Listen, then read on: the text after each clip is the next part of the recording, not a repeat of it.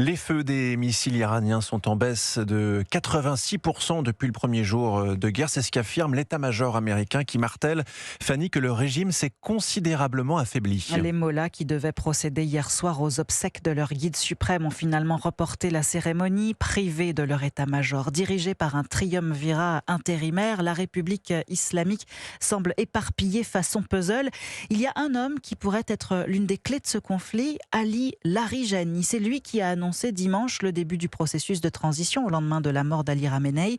Il occupe le poste stratégique de secrétaire du Conseil suprême de la sécurité nationale et il pourrait, William Molinier, entrer dans les petits papiers des Américains. Larijani est présenté comme un pragmatique à la recherche de solutions diplomatiques, certes très ferme sur la répression sanglante des manifestations, très virulent aussi dans ses propos contre les Occidentaux et Israël, mais considéré comme un des seuls aujourd'hui au sein du régime en capacité de trouver un terrain d'entente sur le nucléaire.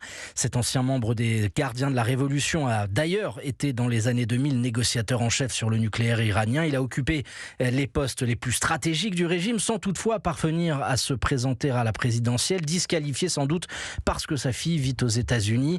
Il est auteur de plusieurs livres sur le philosophe Emmanuel Kant et appartient à une famille de grands notables de la République islamique. Il est traditionnellement rattaché au camp des conservateurs, mais néanmoins capable de nouer des liens avec les réformateurs, notamment sur les questions économiques ou de relations internationales. C'est à vrai dire aujourd'hui le mieux placé pour entamer des négociations, la fin des frappes contre l'abandon du programme nucléaire, sans toutefois changer de régime. William Molinier.